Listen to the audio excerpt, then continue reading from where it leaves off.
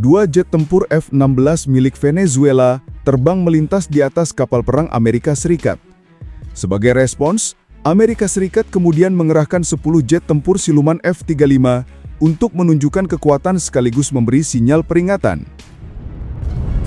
Para pencinta politik, Amerika Serikat di bawah Presiden Donald Trump tiba-tiba mengirim 10 jet tempur siluman F-35 ke Puerto Rico.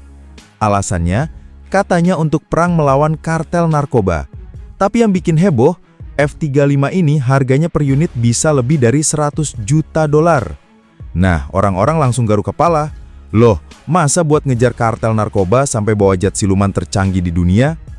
Emangnya kartel narkoba sekarang sudah punya kapal induk atau pesawat tempur sendiri? Tapi ternyata, latar belakangnya lebih panas. Sebelumnya, ada 2 jet tempur Venezuela yang nekat, berani-beraninya terbang di atas kapal perang Amerika USS Jason Dunham. Washington langsung bilang, itu provokasi. Nah, provokasi ini yang bikin Trump makin panas lagi.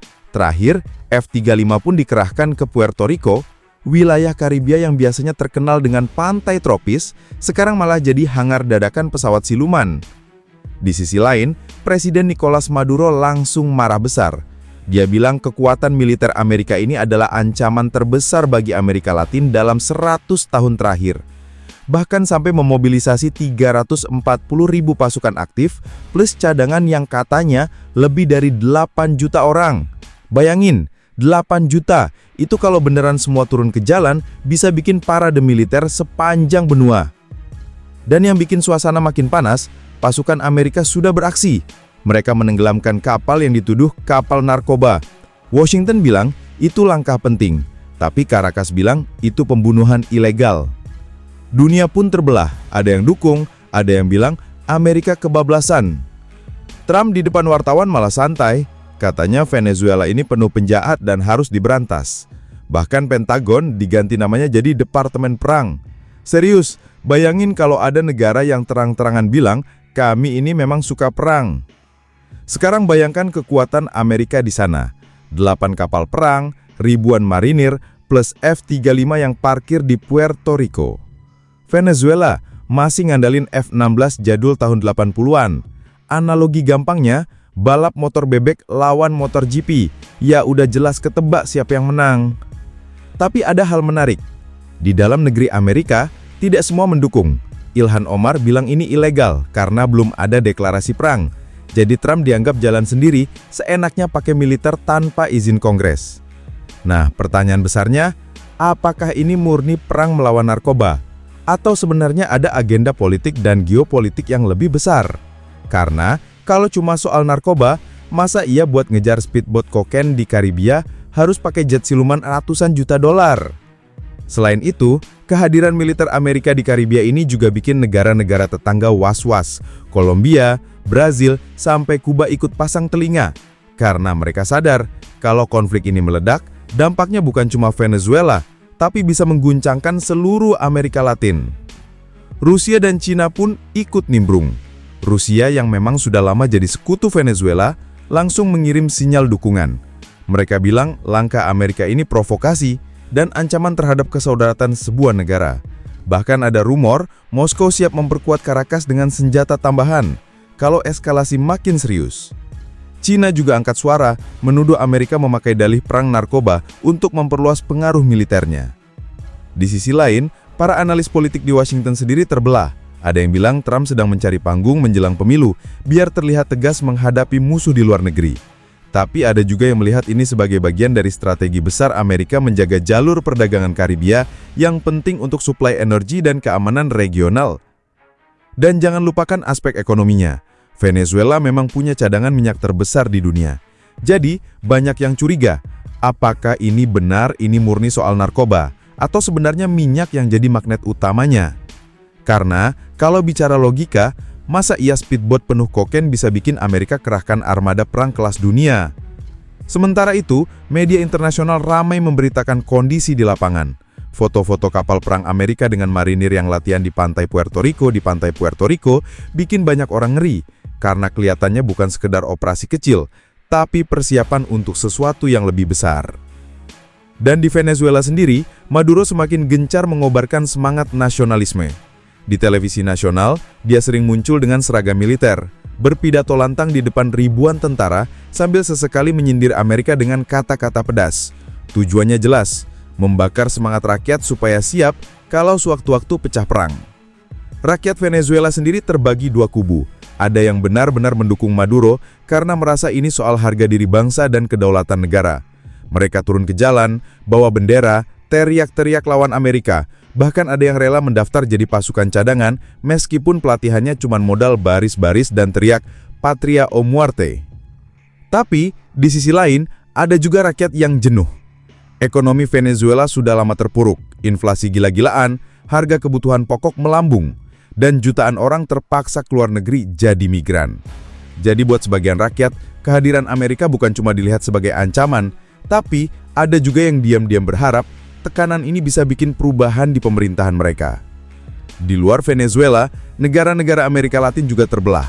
Brazil misalnya, walau secara resmi bilang netral, tapi diam-diam senang kalau Venezuela makin terdesak, karena hubungan keduanya memang sering panas. Kuba jelas berdiri di belakang Maduro, karena mereka sama-sama punya sejarah bermusuhan dengan Washington. Sedangkan Kolombia, yang sering jadi jalur penyelundupan narkoba, justru ikut mendukung operasi Amerika dengan alasan keamanan regional. Sementara itu, di Amerika sendiri, media nasional setiap hari penuh dengan berita Karibia. Saluran TV pro-Trump menggambarkan dia sebagai pemimpin tegas yang berani menghadapi kartel narkoba internasional. Tapi media oposisi menuduh dia main api, mengorbankan nyawa pasukan Amerika demi ambisi politik. Bahkan ada kartunis yang bikin gambar F-35 lagi ngejar speedboat kecil, jadi bahan olok-olokan di internet.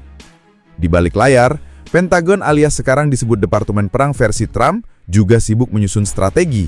Mereka tahu kalau sampai bentrok terbuka dengan militer Venezuela, itu bukan cuma perang narkoba, tapi bisa memicu konflik regional. Apalagi Rusia bisa saja kirim misil atau kapal selam ke Karibia untuk bantu sekutunya. Di lapangan, latihan militer Amerika makin intensif. Marinir melakukan simulasi pendaratan amfibi di pantai Puerto Rico, helikopter berputar di langit, dan jet-jet siluman F-35 terbang luluh-lendah seolah sedang unjuk gigi. Semua itu tentu jadi pesan psikologis ke Caracas. Kami siap kalau kalian macam-macam. Rusia jelas tidak tinggal diam. Begitu Amerika mulai kerahkan F-35 ke Puerto Rico, Moskow langsung kirim sinyal keras. Media Rusia menayangkan rekaman kapal selam nuklir mereka yang sedang patroli di Atlantik Utara. Bahkan, ada laporan bahwa Rusia bisa saja mengirim sistem pertahanan udara S-400 atau S-500 ke Venezuela untuk menyimbangkan ancaman udara dari Amerika. China pun ikut pasang badan.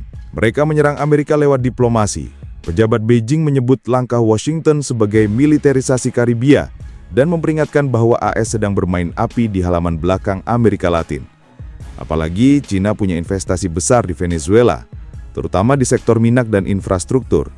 Jadi wajar kalau mereka merasa kepentingan ekonominya ikut terancam. Para analis internasional langsung mengaitkan ini dengan kemungkinan perang proksi, seperti Perang Dingin dulu. Amerika dan Rusia bisa saja tidak bertempur langsung, tapi saling dorong lewat sekutunya.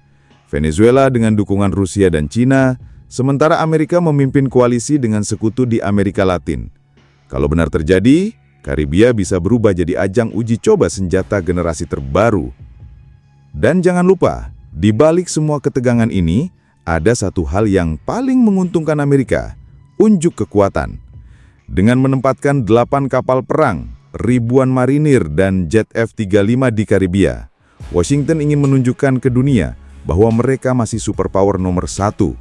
Sebuah pesan yang bukan cuma ditujukan ke Caracas, tapi juga ke Moskow dan Beijing. Sementara itu, di Venezuela, televisi pemerintah setiap hari menayangkan pidato Maduro. Dia tampil dengan gaya garang, mengenakan seragam militer, dikelilingi jenderal-jenderal, sambil sesekali mengepalkan tangan. Ia menyebut rakyat Venezuela sebagai benteng terakhir melawan imperialisme. Bahkan ada adegan unik, Maduro berdiri di atas jeep militer, melambaikan tangan, sementara di belakangnya tentara teriak-teriak, "Viva la Patria!" Suasana jadi seperti festival, cuma minus balon dan musik dangdut. Tapi jangan salah, di balik semua itu ada ketegangan nyata. Perbatasan darat dijaga ketat, pangkalan udara penuh dengan jet-jet F-16 tua yang dikeluarkan dari hangar, dan pasukan cadangan dipanggil untuk latihan darurat. Walau sebagian senjatanya usang, Venezuela tetap ingin menunjukkan bahwa mereka tidak akan mundur begitu saja. Thanks banget buat yang udah nonton sampai habis. Kalau suka, ya di-like aja. Kalau merasa cocok, langsung subscribe. Dan kalau jempol udah gatal pengen ngetik, antem aja tuh kolom komentar. Mau debat? Boleh. Mau bercanda? Gas! Yang penting sopan.